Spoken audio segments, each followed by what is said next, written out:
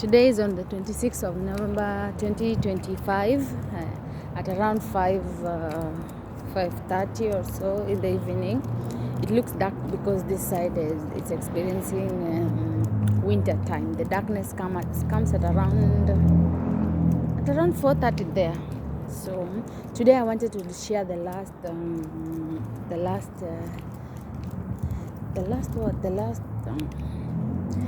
teaching about the mystery of temptation. The first one was the lust of the flesh.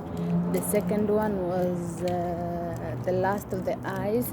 The third one is the pride of life. The pride of life. So pride of life, is the pride of life. Pride in essence is declaring independence and self-sufficiency outside of God. Declaring independence and self-sufficiency out of God. Like you say you can do anything without God. Like you're declaring that you are self-sufficient. So actually even in the Bible it's written that it's only a fool that says in his heart that there is no God. It's only a fool that says in his heart that there is no God. So when you reach to a point whereby you declare self-sufficiency, like you become God to yourself. You become God to yourself and you want to be God in other people's life. That is pride. So there is dangers of pride. Danger of pride is God cannot help you, because even in the Bible it says that God exalts the humble and he resists the proud. Like God is against you. In the Bible, God is not against a lot of things, but when you find where they have mentioned pride, it always says that God resists the prideful, and it's a way of you falling. And then another thing is like it destroys your relationship with God, and it also destroys your relationship with others. Nobody will want to stay around somebody who is full of themselves. Nobody will want to have a relationship with anybody who is full of themselves. And then another one, pride is dangerous because you can't detect it. You can't detect it until maybe God reveals it to you, because you can be blinded that you are prideful because you can't see it. It's a sin that you can't see it with bare eyes. You can't see it, so it's so dangerous. You might be going over years and you're prideful, and then one day something just strikes you. That's when you realize that you are prideful. You're proudful, or you're arrogant. And another thing is that pride puts you to be God of your own life or of yourself. And then also pride is the greatest sin. You see, Satan wasn't thrown away out of heaven, out of the presence of God. Imagine, out of the presence of God. He was the bearer of light. He was an angel of light and an angel of wisdom. Imagine, and he was also a custodian of music. Like he was a custodian of music. But what made him to be thrown out of heaven was his pride. He wanted to run a parallel universe, a parallel world. He wanted to run a parallel world. Like he wanted to be God. Even in the Bible, it's in Isaiah, but I don't know where exactly in Isaiah, because I'm not near my notes, or I'm not even near my Bible now. I'm walking. So when I go to the house, I will write on the caption so you will get it.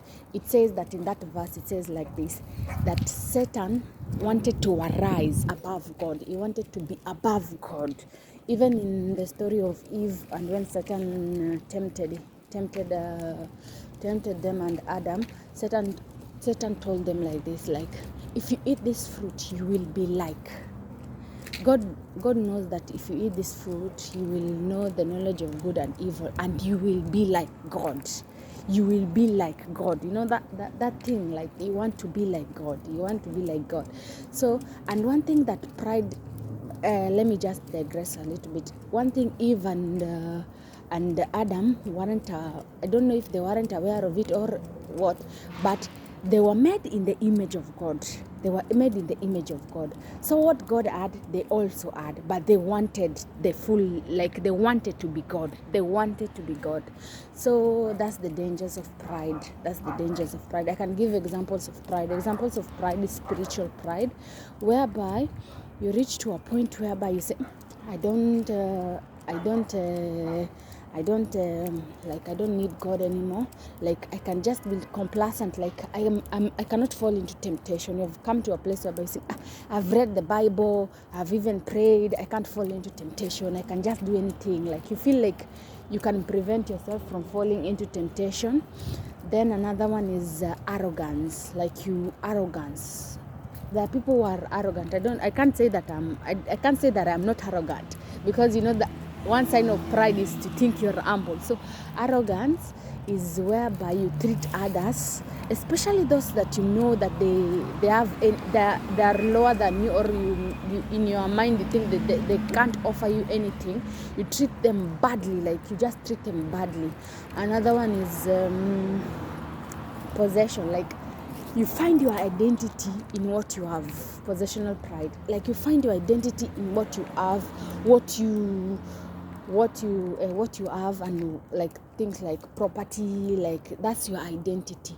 And that's dangerous, because these things of this world, we are not 100% sure that they will have even the investments or everything. We are not 100% sure that it will stay in our life. One thing we know that we are 100% sure it will stay in our life, it's God. So we should find our identity in God. But if we find our identity on the things of the world, it's dangerous. Because have you ever seen that someone, like, they just lose everything, and then themselves, they decide, I'm no longer worth living. They decide to kill themselves. That's because they found their identity on those things. It's easy to have things, and it's good to have things, but don't allow those things to have you, like to possess you, to control you, or that. Allow God to give you the identity. So I've given you examples of pride. There are a lot, but I've given you possessional pride, spiritual pride. And for spiritual pride also, prayerlessness is an indicator of you are prideful, because when you don't pray, you're telling God you can do without him. Because even in the Bible it says that all men should pray. Luke chapter 18 verse 1. When you don't pray, you're showing God that you can do without him. You don't need his mercy, you don't need his grace in your life, you don't need anything. You can do without him. So prayerlessness is a great indicator of spiritual pride. Also, not reading the Bible, not having a relationship with God is another sign of spiritual pride. So even in the Bible it says that it's in Second Chronicles 4:14. It says, and my people who are called by my name, if they humble themselves and pray, I will heal their land. If we humble ourselves and pray, God will come to our situation. He will come to our situation. But if you get to a point whereby even you don't even pray, God cannot come to that situation. You haven't invited him to that situation. I don't want to say that we can give God permission to our situation, but we haven't invited him to our situation. We don't assume that, yes, God knows everything, but prayer is a form of intimacy with God. So you don't want God. So how to deal with pride? Also, we can, here in spiritual pride, I can give an example. When Christ, because all of this we have Jesus, we have been drawing from the lesson of Jesus' temptation and drawing from the entire Bible. So when Satan came to him and told him, like, fall down, he took him to a mountain. And when he took him to a mountain and he told him, fall down, because God has, this is what Satan told him, fall down because God has said that he will protect you. Fall down, and he will send his angels for you. That in other ways, Christ would have said, like, if I fall down, God will take care of me. That would have been pride, because that is doing it intentional. I want to test God to see if he will protect me, So Christ answered that it is written, man should not test God. So pride is testing God. Like how Satan tested God. Like he wanted to run a parallel parallel universe with God. And what happened? He was thrown out of the presence of God. Imagine. I feel sorry for Satan because he can't enjoy the presence of God like how we enjoy it, like believers who enjoy it. But I don't feel sorry for him. I don't feel sorry for him. That man is a bastard. So, yeah, Satan is a bastard. So we can say, how do we deal with the pride? We deal with the pride by being humble. What is being humble? Humility is the opposite of pride. Humility is the opposite of pride. So humility is the continuous and forever acknowledgement of your dependency upon God. It is the state whereby it's a mindset first, and then after a mindset it becomes a revelation, and after a revelation it becomes a lifestyle whereby you continually showcase your dependency upon God, to God and to other people. Like you tell God, without you I am nothing, without you I cannot do this, without you God. That's humility. And it starts with a mindset. You know, before you get it to a revelation, you just start it with a mindset to say like, mimi bila Yesu ni kitu bure. So how do we live in humility? So first of all, how do we live in humility? How do we attack the pride that is in the heart most of the time? We ask God to search our hearts, because I told you pride is something that you can't see. It's not like stealing. You can say this person is a thief, you will see them. No, pride hides. So you have to ask God to search our hearts. Even in Psalm 139, 23 to 24, it says, this man David was crying out to God and saying, search my heart, and if there is any wickedness in me, Father Lord, lead me to the threshing floor. Work on me. So you have to tell God to work on you, to ask God, like in prayer, like, search my heart, Father Lord, search my heart. You have to ask God to search my heart. Another one is to accept correction, because you can ask God to search your heart, but when he reveals something that is within your heart, it's another thing to accept it. Let me tell you, it's another thing to accept it. And sometimes God will not reveal it to you by himself. He will reveal it through other people. He will tell other people. You know, sometimes God speaks to us through other people. He will tell you through other people. You'll just see somebody like just saying like, the way you are behaving is not good, the way you are doing is not good. It's a state of mind whereby you have to accept it and also to ask. You see, the pride puts you in a position, you say like, you can't ask for help, you can't do it. But when you are in the state whereby you have asked God, first of all you have asked God to search your heart, and after he has searches your heart, the next one is to accept what he tells you it's there. To accept what he tells you is there, because God knows everything. You have to accept it. And then when you accept it, and also you have to accept what is this one? Constructive criticism. Remove the hate that people tell you, but sometimes people will not know how to approach you about something, so they bring it in a form of hate. It's constructive criticism. I don't mean that you accept hate from people, but I mean that you accept correction through what they are saying. Remove the hate and put the hate aside and see what they are trying to say. What truth is it in that particular place? If somebody comes to you and say that the way you are normally speaking is rude, like that, they have approached you bad, but what is beneath it? You are rude. So listen to that one and say, God, work on me on this rudeness. Number 3 is to openly, privately and openly acknowledge your dependency upon God. You know, some people privately will be saying, oh God, I need you, God, what? But that is privately. But publicly they will be saying like, all these things that I have is by my own strength that I got it. And that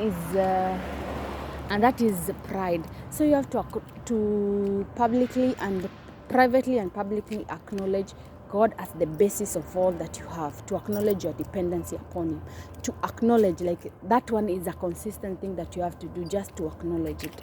And then the 4th one is to walk in love. It's hard to be arrogant to people if you are walking in love. If you love people, if you love God, it's hard to be arrogant, because you will feel how people will feel. You will be affected by the feelings of other people. It's not that you'll be something, you'll be, utakuwa na ile roho ya huruma ndani yako, like what I'm doing is not pleasing to God and it's not a loving manner.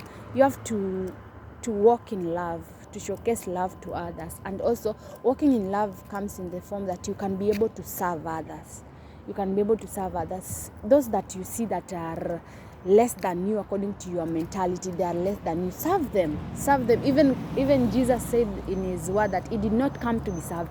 Imagine you are God coming on earth and then you serve humanity. Imagine serving humanity with your own flesh, and then the people that you are serving, they don't acknowledge you. Hey, if it was me, let me not say that part. That part, but I would have felt bad. But Christ said even in his word, the greatest in the kingdom is that humbles himself and serve. Even in Philippians chapter 2 verse 5 to 11, it talks about the life of Jesus. It says that Jesus, being himself God, did not consider it robbery. He did not consider himself less than to put himself, to come down on earth as a servant, not as someone who's Lord over others, but he came as a servant, so that, and that his servant was manifested clearly when he gave his life. He gave his body. It's not that it's not that Christ did not die it's not that Christ truly did not die. He truly died on the cross. He felt the pain, he felt everything. Imagine going through that, being beaten 39 whips, and those, if they beat you one, that thing comes out with your flesh. So it was so painful for him, but he still humbled himself. And then another one, the last one, number 5, is to remind yourself where God has brought you from. Remind yourself where God has brought you from. If we consistently, it's not in a form of condemnation, like you feel bad with the things that you did, but if you, in a state of humility, you remind yourself like what God has done in your life. It's hard to be prideful. It's hard to look down on people, because you remember once there was a time, maybe I wasn't like this, but this is where God has removed me. So you have to remind yourself, like let it be like something you do consciously. It's not like when something when you are just in trouble. No, just remind yourself. There are people who, I see some people who are rich, but maybe they are starting life. It didn't start like that, but you see them going on these things that like serving in orphanages, like that. Those things that you go serving on the orphanages, it reminds them of where they were once. So when they are about to be prideful, they remember, I was here in this particular point. When they are about to be arrogant to someone, they are about to treat somebody like of less value, they remember. So I'm going over how we live in humility. First of all, how we live in humility, you ask God to search our hearts. And after He has searched our hearts, that's 1. 2, we accept correction from God and from other people, because God can use other people. Then 3 is to acknowledge our dependency upon God, both privately and publicly. Number 4, walk in love. Love people. Like it's hard to love, but love is a choice. It's not a feeling.